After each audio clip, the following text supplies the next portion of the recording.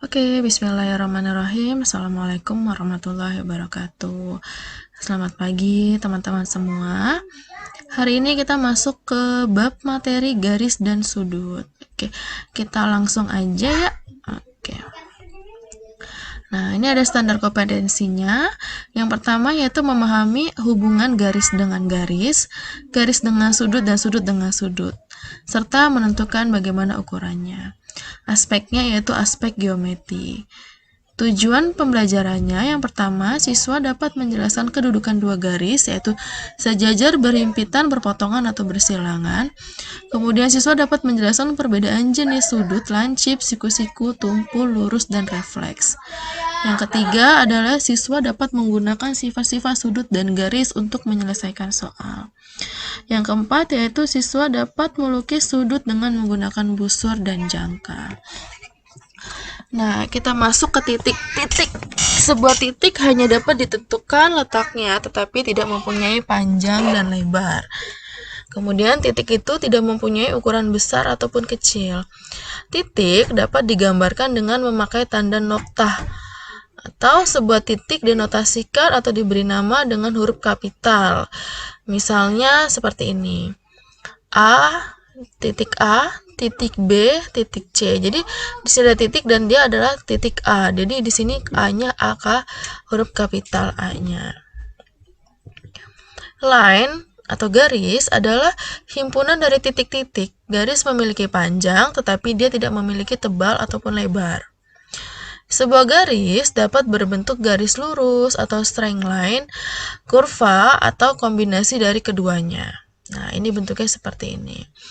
Garis lurus bisa berbentuk kurva atau kombinasi dari garis lurus dan kurva. Ini adalah contohnya. Ini yang kurva yang seperti ini.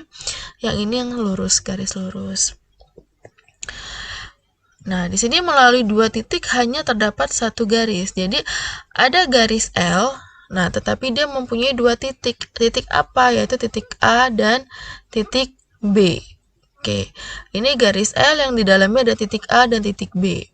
Kemudian ada namanya dua buah garis akan berpotongan di satu titik. Nah, kita lihat di sini ada garis M dan garis N. Dia berpotongan di satu titik, yaitu titik A. Nah, ini adalah dua garis yang saling berpotongan di satu titik.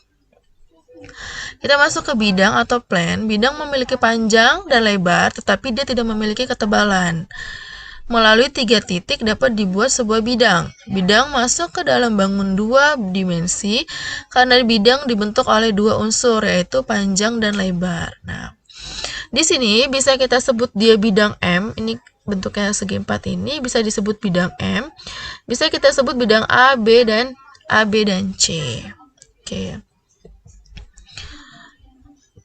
Nah, di sini ada penamaan sebuah bidang melalui dua cara, yaitu menggunakan huruf kecil atau huruf Yunani yang diletakkan di dalam wilayah bidang tersebut. Nah, bisa aja kita taruh di sini bidang A. Nah, hurufnya tetapi huruf kecil, atau bisa juga menggunakan huruf Yunani. Yang kedua, menggunakan huruf kapital pada titik suatu bidang. Nah, titik-titiknya menggunakan huruf kapital. Nah, A, B, C, dan D. Nah, ini disebut bidang A, B, C, D. Jadi di sini ada titik-titiknya, yaitu titik A, B, dan titik C, dan titik D. Kemudian dua bidang yang berbeda saling berpotongan di satu titik. Nah, ini ada bidang yang biru, ada bidang yang orange. Dia berpotongan di sini. Oke, diki ini ya perpotongannya. Kalau kita gambarnya seperti itu. Ini adalah jenis dua bidang yang saling berpotongan di satu garis.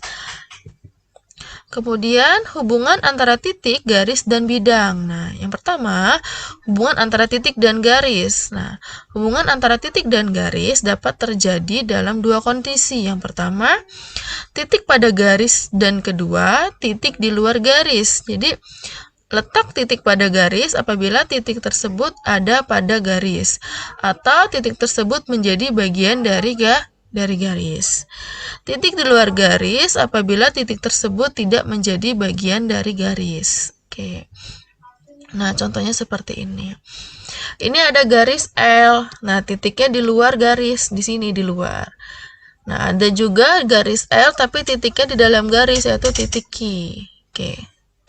Oke, selanjutnya hubungan antara titik dengan bidang, di mana keadaan di atas berlaku pula untuk hubungan titik dengan bidang. Titik terletak pada bidang apabila irisan titik dengan bidang menghasilkan titik itu sendiri, atau titik tersebut menjadi bagian dari bidang. Contohnya ini. Jadi di sini ada titik A pada bidang persegi panjang, sedangkan B tidak pada bidang tersebut. Kalau tadi kan pada garis, nah ini pada bidang. Dia titik A terletak pada bidang persegi panjang ini. Ada juga titik B yang di luar bidang. Oke, yang ketiga adalah hubungan garis dengan bidang, di mana dia ada 3, garis terletak pada bidang, garis tidak pada bidang, dan garis menembus atau memotong bidang. Nah, di sini contohnya, garis ini terletak pada bidang, ini kan bidangnya. Nah, ini di dalamnya ada garis. Ada juga garis yang di luar bidang, di sini bidang, di sini garis. Jadi garisnya tidak ada pada bidang. Ada juga garis yang menembus bidang atau memotong bidang. Ini garis yang menembus bidang. Kemudian ada yang namanya ruas garis.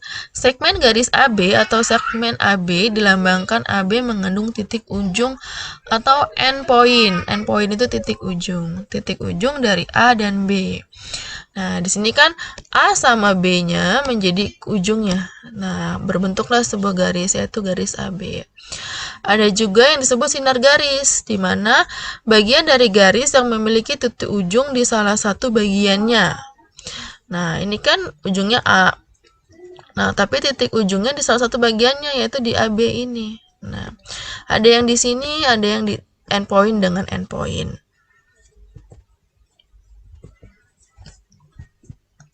Kemudian titik tengah itu adalah titik yang membagi sebuah garis menjadi 2 bagian yang sama panjang.